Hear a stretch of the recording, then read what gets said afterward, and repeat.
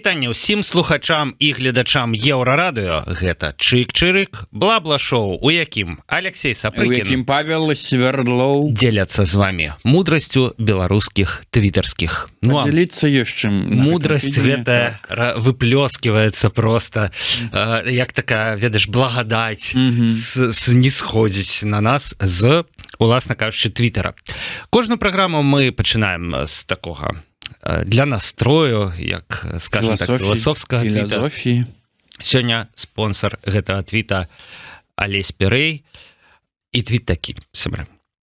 Хлеба, солі, зямлі, волі. Ну што, заражаешься? Не быць скотам. На беларускай мове пад гітару спявае нейкі музыка на метро Акадэмія навук. Рэдкая з'ява, але на душы стала цёпла і лёгка. Слухай, мы-то думаем, гэта што ў іх там... Вось праява нейкай годнасці ў наш час. Да, мы-то думаем, што ў іх там все дрэнна, а вось, можа, на Акадэміі навук у метро ў пераходзе. Былы нейкі супрацоўнік Акадэміі навук, якога звольнілі.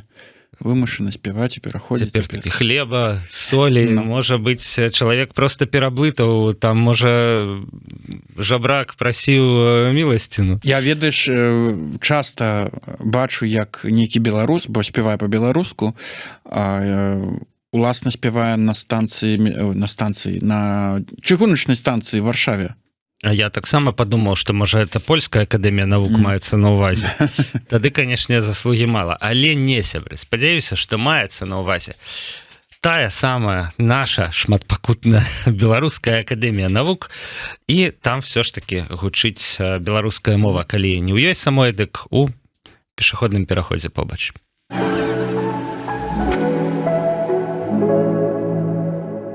Ось не хапае такого контенту, да, на беларускіх вуліцах так, сёння беларускага. У Беларусі менавіта. Ну да, не хапае. Таму што колькі б не разважалі прапагандысты пра тое, што а хто вам перашкаджае размаўляць па-беларуску, а давайце, валяйце, і все гэта вот самае, да? Шмат хто і шмат які абставіны перашкаджаюць. Але вось Твітер, напрыклад, гэта ж больш свабодная пляцоўка, там так? Размаўляй як хочаш. І нягледзячы на кіраўніцтва Ілона Маскавіча. Ну да, да пэўных межаў. Нельга лаяць Трампа, сварыцца на яго цяпер. Ну і, канешне, самого Маска. Сандра ўжо не бэйбі патэйта. Гэта нікі эвалюцыянуюць, мне здаецца, да, разам з чалавекам. Таму што і аккаунт прызналі экстрэмісцкім недавно. І ўжо не бэйбі патэйта. Значыцца, яна піша так: падзяліцеся, калі ласка, якога контенту вам не хапае па-беларуску? Ну, слухай, такая тэма просто... Я пачну, піша, мне не хапае якаснага тру-крайму на Ютубе з добрым гукам і цікавай карцінкай. Вось цікава, што... Все ролики Губазіка і жоўтых сліваў... Это такі, ведаеш... Там просто картинка кепская і гук кепскі. Хоум-відео тру-крайм такі, да? Зеркало запусціла ж тру-крайм праграму, Кася Пытлёва вядзе. Ну, але здагадайся, на якой мове, як бы, не ў папрок калегам, але на мове акупантаў, да. То бок тру-крайму на беларускай сапраўды як бы мала ці... Так і запішам, я думаю, што б такого зрабіць? Не існуе. Што адказалі на гэта беларусы з Твітара? Ну, па-першае, канешне, падзяліліся меркаваннямі пра тое, якога контента ім не хапае. Ну-ка. Тадеуш пад Касцюшка. Пад Касцюшка, добра. Пад Касцюшкай. Не, пад Касцюшка. Не хапае разважальна-інтэлектуальных, кулінарных і аўтамабільных шоу. О, слухай, Паша, гэта нагода запусціць нейкае, можа быць, аўтамабільнае ці крымінальнае, кулінарнае шоу. Можна кулінарна-крымінальнае. Кулінарна-крымінальнае. Я ўжо уяўляю сабе. Это, ведаеш, бытавая панажоўшчына. Гатавалі лазанью і нешта пайшло не так. Разважальных шоу яму не хапае. Да глядзі, Чык-Чырык, вось яно, разважальнае шоу табе. Адзінае разважальнае бла-бла-шоу. Інтэлектуальнае шоу. Таму што все астатнія разважальныя, яны не інтэлектуальная, напэўна, на думку гэтага кулінарна-разважальная ёсць у Халезіна, напрыклад, але наколькі я памятаю на рускай мове. Ну, ёсць, караць. Ну, Халезін не валодае беларускай, ну, наколькі я ведаю. Пані Гамон піша: нестандартнага, спрэчнага, аўтарскага ды радыкальнага, арыгінальнага ды альтэрнатыўнага. Караце, не придумала яна якога контенту. Ну, да, любого.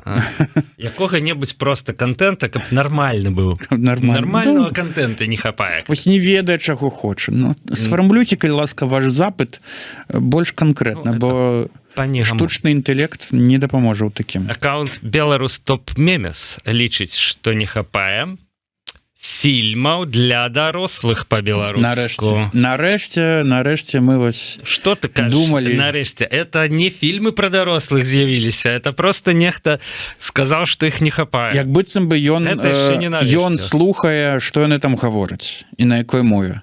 А вось глядзі, адразу далей. Лепус 81. Закранула тут неяк бокам тэма адсутнасці контенту. Усе наюць, што мала для дарослых. А для маленькіх дзетак ад калыскі і дашкольных амаль зусім няма контента, просто нуль. Часцей за ўсё ру. Я лічу, што гэта вельмі звязаныя рэчы. Так. Бач, контент для дарослых і фільмы для дарослых, агучка хаця б, не арыгінальны нават. Паглядзелі па-беларуску і праз пэўны час, праз годзік, праз паўтары спатрэбіцца і контент для дарослых, дзяцей па-беларуску, контент для немаўлятаў. Все логічна, Алексей, не магу з табой спрачацца. Давай далей.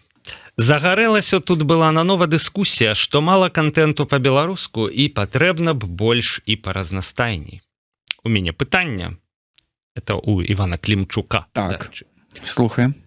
Ці гатовыя вы фінансава падтрымліваць аўтараў, каб у іх быў час і жаданне ад адчування аддачы рабіць больш? І што вас спыняе? Ведаеш, а вы адчуваеце уже, мне здаецца, што мы так пачалі вот от этого вот, нам патрэбны такі контент, нам патрэбны такі. Рабіце, калі ласка. Ужо пачынаецца вот это вот чараваточненька. Это ж все каштуе. Скепсіс пачынаецца. Значит, і галоўнае, што чым ён скачае? Што вас стрымлівае? Што вас стрымлівае? Адразу ж, што вас стрымлівае? Типа, не дапускаеш, што некага нешта не стрымлівае. Што вас стрымлівае? Вожык таксама вось піша, брудны, дарэчы. Брудны. Сапраўдную зацікаўленасць паказваюць прынамсі данаты. Бо хутчэй за ўсё ты паглядзіш, на што пайшлі твае грошы. Так трэба не проста вот апытаначкі ў твітары, якога контента вам не хапае, сабраў меркаванне і а ты спачатку адкрывай збор. Калі людзі на гэтую ідэю заданаціць, так яны глядзець будуць адпаведна, да? Але не заданаціць, значыць, у прынцыпе, нікому-то гэта асабліва і не патрэбна. Адзіны, вось, каго я ведаю, хто такую мадэль для сябе абраў і даволі, паспяхова, наколькі гэта магчыма існуе, гэта Міністэрства сепультуры канал, які спачатку меў фінансаванне, потым яно скончылася і зараз ужо на данатах, як так бы мовіць, выпускае што 2 тыдні контент. Ну, малайчынка. Александр Чур. Добрая для пераймання мадэль. А вось у дыскусію ўрываецца яшчэ больш. Мудры спрактыкаваны чалавек экс-джипсінкоў піша. Вось тая самая цыклічная тэма, якая рэгулярна вяртаецца, наяўнасць беларускамоўнага контенту. Пра што нам кажа гэтае назіранне, сябры? Пра тое, што можна бясконца пытацца, які контент вам патрэбны. Беларускі контент. Размаўляць, да, там нам такі. Але рабіць яго ніхто не будзе, ніхто не робіць. Праз нейкі час ізноў пачынаюцца размовы пра тое, які беларускі контент вам патрэбны. Далей. Окей, піша нам камбэг. Давайте я скажу. Тое, што людзі пішуць, ці кажуць, што яны хочуць глядзець і тое, што яны потым насамрэч глядзяць, гэта дыяметральна супрацьлеглыя рэчы. Асабліва, калі мы кажам пра контент па-беларуску. Што атрымліваецца? Людзі хлусяць, Алексей? А дзеля чаго людзі хлусяць? Не, я так разумею, што гэта меркаванне, што мы хочам гэта, а насамрэч глядзяць іншае. А насамрэч хочуць контента для дарослых. А яго таксама няма. Так чаму яны кажуць, што хочуць адно, а глядзяць іншае? Вось гэта я не разумею. Такая вось чалавечая натура, сутнасць. Ведаеш, мы хочам так, падацца лепшымі. Так. Дайце мне Мы хочам лепшымі, а потым мозг не, давай паглядзім што-нибудь знаёмае, то што мы ўжо ведаем, да чаго не трэба будзе прызвычайвацца, што нас задаволіць, вось хуткі эндорфін. Якая там музыка выйшла ў 24-м годзе новая? А не, паслухаю песняроў. Окей, камбэк працягвае. А то я начытаўся тут, як вам усім хочацца навук по-беларуску і менш Лукашэнкі. Толькі вось я-то бачу, што на Луку вы ўсе дружна клікаеце. А Stop That Noise выпускае чарговы шэдэўр, неіранічна, на 400 праглядаў. Калі вы глядзіце гэтае відэа, сябры, я ўпэўнены, што на яго вокладцы быў Лукашенко. І вы на яго клікнулі. А калі б не было Лукашэнкі, таксама бы клікнулі. Хутчэй за ўсё. Але калі б гэта быў Stop That Noise, было б 400 праглядаў. Грацей, клікайце на ўсё, хаця просто клікайце. Ну, пачакай, яшчэ ёсць адзін фінальны. Давай, за фіналем гэтай тэмы. Карозы. Не закрытыя абсалютна ўсе нішы, акрамя беларускай мовы і беларускай гісторыі, ну і палітыкі, конечно. Ну да. Пра палітыку поўны YouTube-канал Еўрарадыё відосаў. Беларуская мова і беларуская гісторыя, тое, пра што сапраўды робяць. Нават аўтары з Беларусі, знутры краіны. Нават агульна пра лінгвістыку і сусветную гісторыю мала відэа. Але праўда ў тым, што гэтых ніш насамрэч мала. Няма попыту, няма і контенту. Ну, тут есть добрая... Тут есть добрая навіна ў гэтым твіце. Што ніж мала? Беларусам цікавы контент пра беларускую мову і пра беларускую гісторыю. Яго яны глядзяць, і таму аўтары контенту яго ствараюць. Іначай бы не стваралі, правильно? А што рабіць тым, хто вучыўся добра ў школе і беларускую ведае мову і гісторыю? То роўна асвежы свае веды.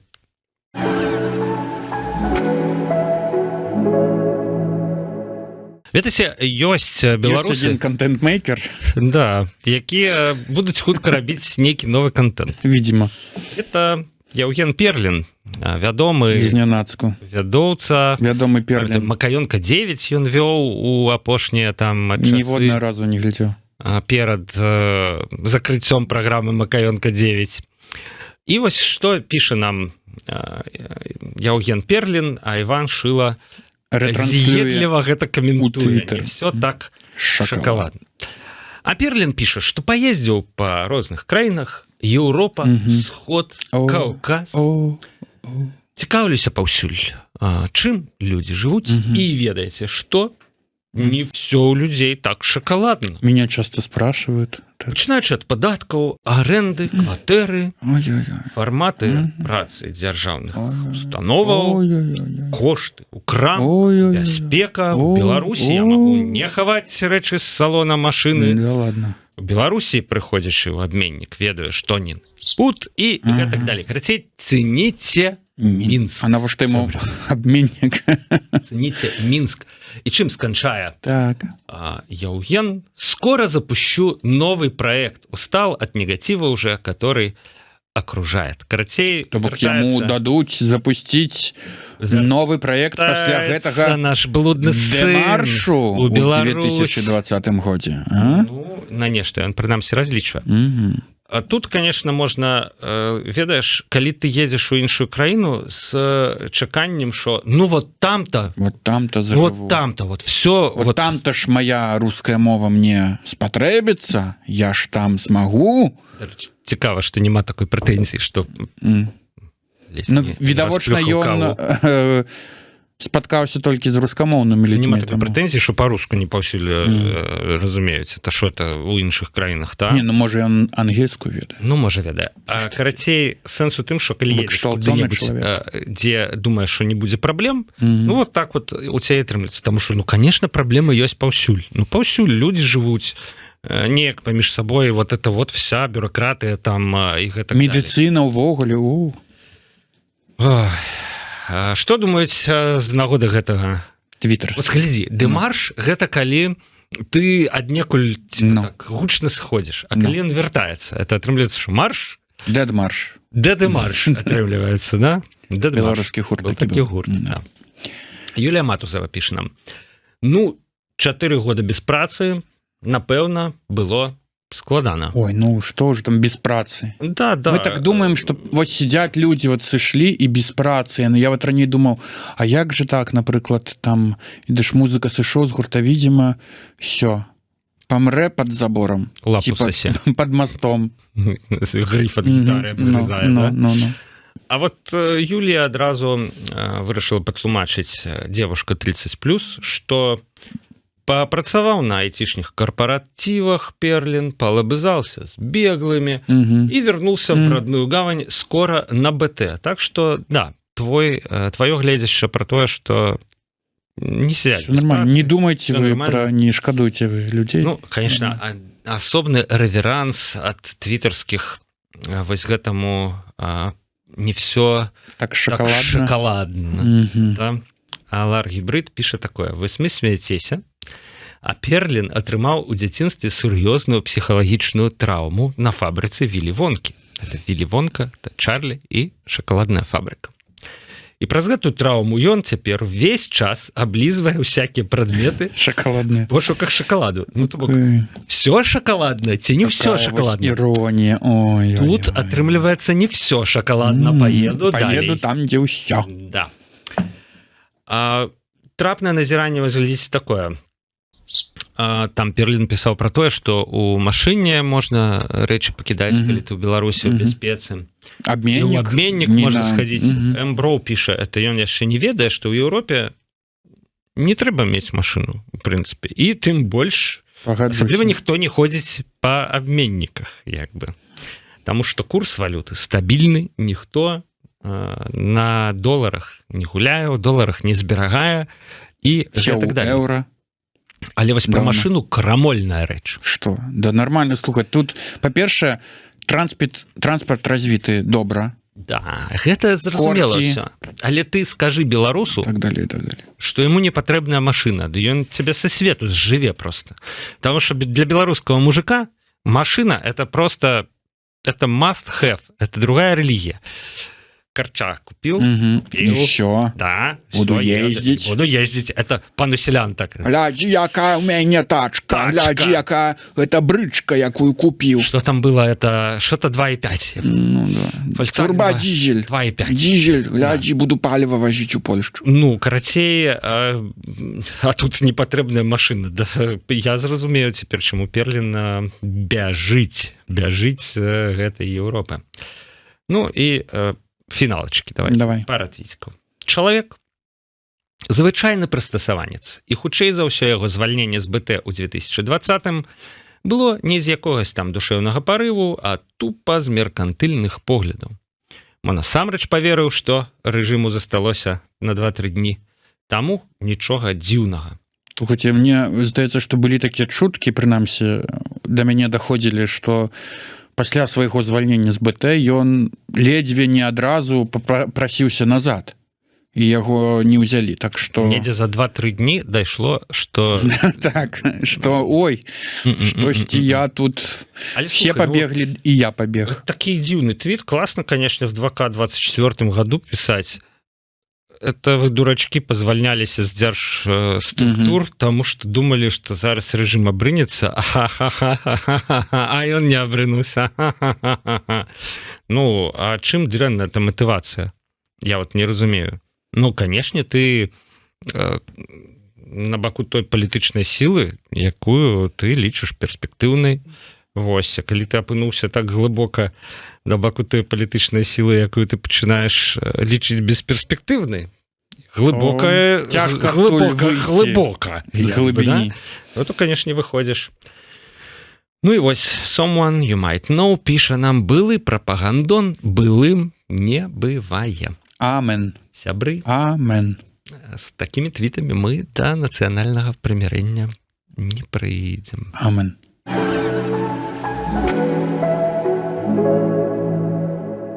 У Грузіі заварылася каша, пратэсты працягваюцца з пераменным поспехам.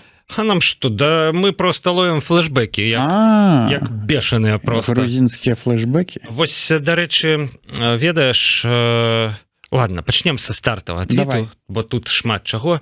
І стартавы твіт у нас, конечно ж, пра беларусы. Беларусы затрымалі на пратэстах, ну што, так, правда, у Грузіі. Вызвалілі СІЗА пасля і прызначылі візіт у міграцыйную службу.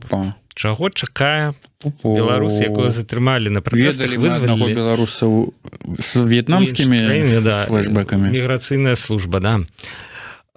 Чым працягнулася гісторыя, мы ведаем, беларус добра ўсё зразумеў і падаўся на міжнародную абарону. Вось мы тут навялі справачкі.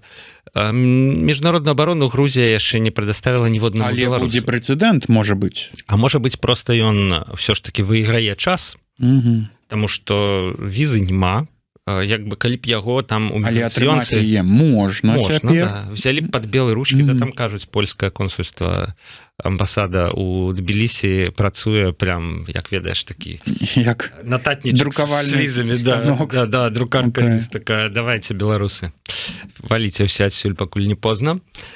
Вось, ну і, канешне ж, твітарскія спачуваюць гэтаму беларусу, і галоўнае, каб не дэпартавалі, это адна з такіх, ну, думак, якія там паўтараюцца даволі часта у рэплаях да гэтага твіта. Але ёсць і тыя, скажу табе шчыра, хто беларусам не тое, што не спачувае, накідвае на вентылятор. Да, яны здзекуюцца з нас. То есть глядзіце, якія грузіны, вось беларусы, вось вы так это не зрабілі ў свой час. Да, вось, напрыклад, мы не ведаем, чым яшчэ скончыцца ў Грузіі гэтыя падзеі. Перегар Ані Лоракавіч, вось нам 4 карціначкі. У Мінску людзі быццам бы стаяць у чарзе ў аўтазак, у Маскве у чарзе ў аўтазак, а далей такія Кіеў пратэстоўцы спалілі БТР, і Тбілісі пулемёт з феерверкаў супраць вадамёт.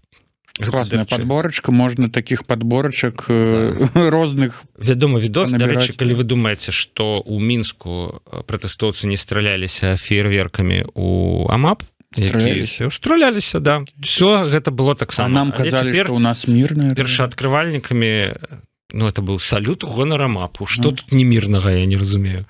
Вось, першааткрывальнікамі гэта быццам бы сталі вось грузіны, а ў Мінску, значыцца, быццам бы вось толькі чарга у аўтазак. Ну, трэба сказаць, што аўтарка, яна адразу ж, ведаеш, крыху здала назад. Ну, да. Аня все ж таки. Может быть, перагар, ведаеш, выветрыўся крыху. Беларусы піша, разумею ваш гнеў, вы не толькі ў аўтазакі лезлі, але у вас не атрымалася зусім, і ў 22-м да мяне ў Кіеўскую вобласць заехалі танкі з вашай краіны.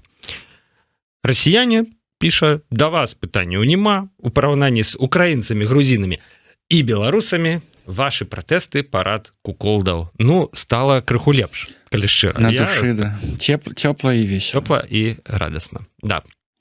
Вось, стала крыху лепш, але, канешне ж, все ж таки гэтай дзяўчыне крыху накідалі за каўнер. Вось Шеймлес, напрыклад, піша, ведаеш, чаму стаяць у чарзе у Мінску?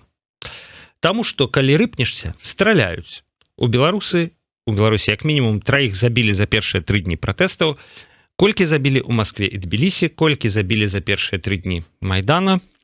Ну, вось такі пытанні. Так мерацца вось гэтымі, колькі забілі, давайте, ну... Згодны, не трэба мерацца, колькі забілі. І з аднаго і з другого боку, я пра гэта маю на ўвазе. Вы не так пратэстуеце, а мы так, а вы так. Што это неправільна казаць чарга ў аўтазак. Гэта ніякая не чарга. Чарга ў аўтазак, гэта калі былі такія перформансы на пратэстах у Польшчы, у Чэхіі, калі пад'язджаў аўтазак, і да яго адразу все ламались. Да, типа, заберите мяне, там і так далее. Вось гэта чарга. А это просто людзей запіхваюць у аўтазак, заводзяць. І цывілізавана. Калі б ты паспрабаваў збегчы, мне здаецца, што ў тых, хто спрабаваў збегчы, не стралялі, канешне. А даганялі. Але даганялі і мала ім не здавалася. Ну і вось Рустэм Адагамов, неспадзявана. Я памятаю, мы гэтага персонажа разбіралі па костачках за тое, што ён напісаў некалі пра беларускую мову. Але вот тут базу выдае, глядзі, у пратэстоўцаў у Кіеве і Тбілісі, я адмыслова перакладу яго твіт. Давай. Беларускую мову. Было палітычнае прадстаўніцтва ў органах заканадаўчай улады. Прасцей кажучы, Майдан падтрымлівалі ў радзе, а ў пратэсных грузінаў ёсць некалькі партый. Нічога падобнага не было ні ў Мінску, ні ў Маскве, ніякай падтрымкі. Наконт Мінска 100%. Мне здаецца, што галоўная прычына правалу пратэстаў тое, што ніякія палітыкі не ачольвалі, не стаялі, да, ўнутры краіны, не вялі нікуды, да, не падтрымлівалі. Просто людзі выходзілі на вуліцы, тусавались. Як ім казаў, да. Стёпа Пуціла і Роман Пратасевіч. І разыходзіліся. А наконт Масквы, а як жа маскоўскі дэпутат Кац, там шмат было розных палітыкаў, так што я б вот зноў не ставіў бы расіян і беларусаў. Не, ну дэпутат это адзін дэпутат на адну лавачку. А калі ў цябе ведаеш прэзідэнтка за пратэстоўцаў, то гэта зусім іншая справа. Ну паглядзім. Іншая гэта справа, ці амапаўскія дручкі, яны ў любой краіне амапаўскія дручкі. ACAB.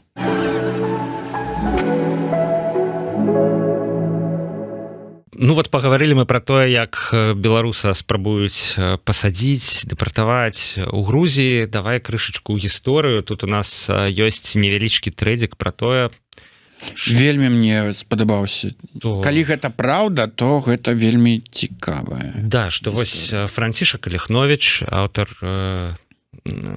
кнігі ў кіпцерах ГПУ, якую, дарэчы, у мае часы праходзілі ў школьную праграму. Так, да. Хорошыя былі часы. Вось, яго намагаўся нехта выцягнуць з Салаўкоў. То бок, савецкі час. Давайте так. Да? Паша, ты прачытаеш трэд, а вы вось падумайце, хто б гэта мог быць, адказы пішыце ў каментарах пад гэтым відэа, і цікава будзе потым даведацца, ці здагадаліся вы, хто гэта быў. Хвіліна, за якую я чытаю трэд, пайшла. Алехновіч пісаў, што нейкі знаёмы пісаў яму лісты, даведаўшыся ў маці адрэсу, і абяцаў дапамагчы з вызваленнем. Выцягнуць з Салаўкоў у 30-е гады 20-го стагоддзя. У 20-х, у канцы 20-х. 20-е, да? Ну, ладно. Працяг трэда. Спачатку до 10-годдзя кастрычніцкага перавароту, то бок до 27-го года, пазней до 10-годдзя абвяшчэння БССР, то бок у 32-м. Апошні ліст прыйшоў у 29-м, на жаль, з паведамленнем, што не трэба яму так часта пісаць, і калі нешта атрымаецца зрабіць, то яму паведамяць. Я так разумею, таму таямнічаму для нас пакуль што знаёмаму Алехновічу. Да. Значит, с 17 по 29 год, я так разумею, он... Ну что, калі вы здагадаліся, можете уже писать, ці подумать, поставить відэо на паузу, написать свой адказ і потым працягнуць, бо зараз будзе правільны адказ. Ведаеш, мы нешта там наблыталі з храналогіі, але тым не менш. Ліставанне гэта было рэгулярна, і правільны адказ не лёсіла вызваліць Алехновіча такім чынам, а рабіў гэта... збіраў подпісы нават за вызваленне Алехновіча спадар Міцкевіч. Гэта такі гаспадар Міцкевіч. Калі вы падумалі, што гэта Адам Міцкевіч, я вас мушу расчараваць, гэта не Адам. Рамашка. Гэта Константин Михайлович Міцкевіч, больш вядомы пад сваім псеўданімам Якуб Колас. Якуб Колас. Ну, слухай, Якуб Колас Якуб Колас. Вось для мяне это было такое заскочэнне, правда. У савецкі час ён все ж таки быў такім партыйным номенклатуршчыкам у Верховным Савеце, наколькі я памятаю, быў. Але не ў 20-е, 30-е гады, не ў часы сталінскага тэрору, калі Янка Купала спрабаваў самагубствам скончыць жыццё. Вось рэпрэсіі, якія сам апынуцца ў кіпцюрах ГПУ, дакладней КУС, карацей, мог, але спрабаваў выцягнуць. І Платон Галавач там мог этому спрыяць, так што... Малайчына, карацей.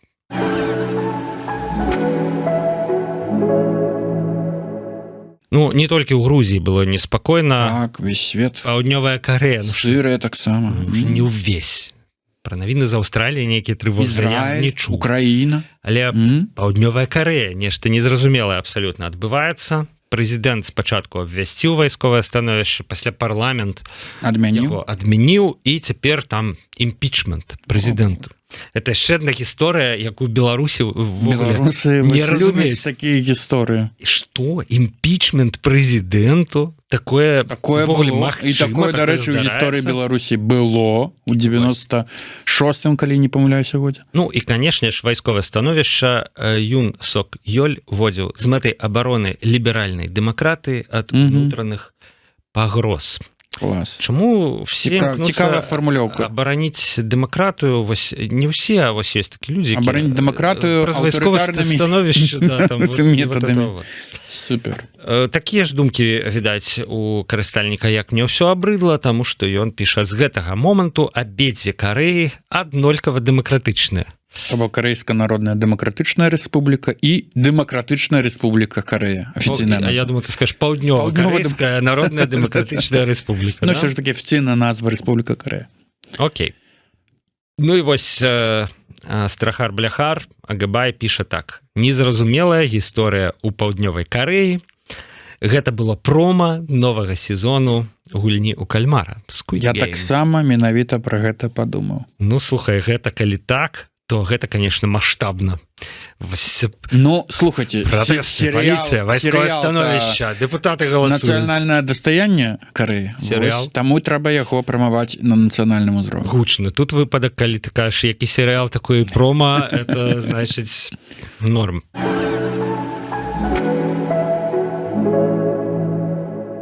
Но есть пагрозы і для беларускага рэжыму. Алексей, не поверыш. Я думаю пра тое, пра што і ты? Не. Не? І дакладна ты думаеш не пра тое, пра што пішуць нашы твітарскія.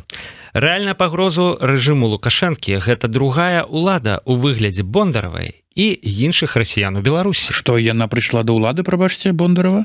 Ну, ужо? Ну, другая пакуль што. Пачакай, піша Алекс Кароза.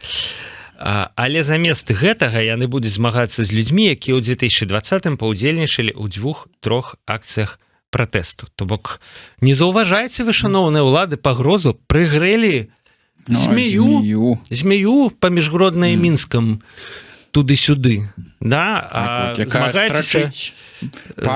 Змагайцеся з тымі, хто праезную частку перакрываў у 2020 годзе, 2024. Ну, але Твиттер, конечно, скептычны да гэтай канспіралагічнай тэорыі. Рохан піша: якая пагроза ад расійскай гразі расійскаму палкоўніку? Божа, як жа беларусы нястомна вераць у нацыянальнага дыктатара, які змагаецца з пуйлом. Пабачыш, пішу адказ Алесь Кароза. Ну, то бок... Ну, ведаеш, мне падабаецца гэтая думка тым, што вось нарэшце гэтых павукоў у адзін слоек запусцілі, быццам бы яны там самі паміж сабой пагрызуцца. Быццам бы пачалі грызці. І мне вось гэта даспадобы. Вот мне падабаецца метафора пра слоек. Магчыма, это просто нам, ведаеш, як выбары вось нам разыгрываюць. Таксама такое шоу за шклом. Так. Да, паукі в слоіку. Каб мы вот крыху адарвались. Бач, напрыклад, на Алеся Карозу падзейнічала. Рэальна. Ён пачаў думаць, што там нешта адбываецца, нехта за ўладу змагаецца там.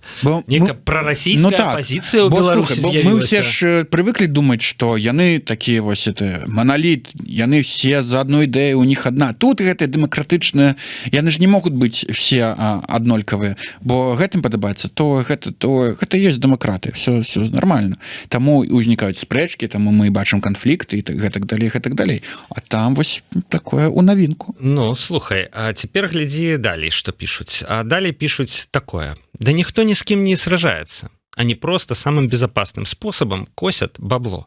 Я так разумею просто, что у Кремля бабла шмат, и вот хапае на этих болезных, да. И они такие, ну, это як этот Медведчук в Украине просрал миллиард на громадскую думку, пасля оказалось, что ніякіх громадских думок не пагражаем. Ну, и резюмуя гэтую тему, Эндрю і піша, што гэта, якія выходзілі ў 2020 годзе і якія цяпер расійскія наратывы, адны і тыя ж людзі. А рэальная пагроза рэжыму — гэта фізічны стан, самі разумееце, каго, чый. Зноў фаталачка. І адсутнасць у Расіі грошай. То бок пагроз няма.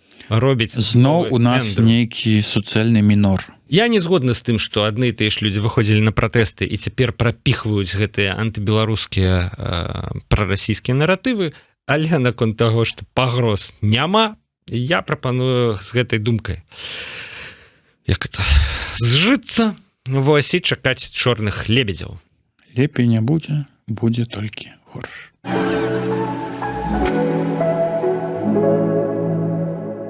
Сябры, Па-па-па-па-па. наша традыцыйная рубрика «Найлепшы твіт тыдня».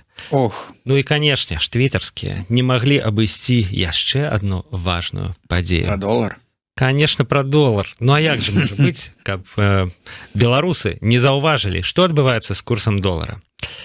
X-Ярац піша: а вы таксама чакаеце, калі один беларускі рубель будзе роўны адному злотаму, каб арыентавацца ў беларускіх цэнах? Сябры, а засталося зусім крыху. А навошта нам арыентавацца ў беларускіх? Ну так чисто для, вот, ведаеш, арыентацыі. Каб потым ведаеш сказаць, о, там все танна, тут так все Я дорага. б сказаў, каб арыентавацца ў польскіх цэнах, направду, вось такі гэтым, правільны которые падыход, ездзяць якія туды-сюды, прыязджаюць, эти да, цепочныя что ты турысты. так их уже прыязджаюць з Цепочныя, Польшчы, і натуральна, цепочныя. канешне, ім хочацца што-небудзь набыць якаснага еўрапейскага і прывезці з сабой у Беларусь. Дзецішкам сувенірчыкі, там цёшчы, што-небудзь, пральны парашок, там, і все вось гэта вось.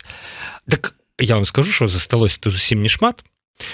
Года паўтара беларускі рубель каштаваў, долар каштаваў 2,5 рублі у Беларусі, а ў Польшчы 5 злотых. А сёння што? А сёння што? Долар каштуе 3 коска і 5 у Беларусі і 3 коска і 9 там, у Польшчы. Карацей, змяншаецца адлегласць. Вязьмо Вядзе пагоню беларускі рубель за злотым. сціскаецца, сябры.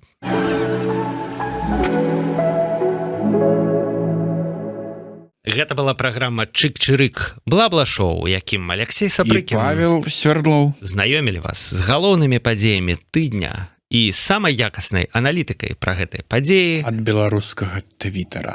Ну што, праз тыдзень не працягнем вас знаёміць з аналітыкай, бярэм кароткую паузачку, снежаньскую паузу, а далей ўсё будзе як раней, сябры. Ёсць стабільнасць у нашых выпусках, проста з невялічкай паузай. Так што да сустрэчы. Да новых сустрэч.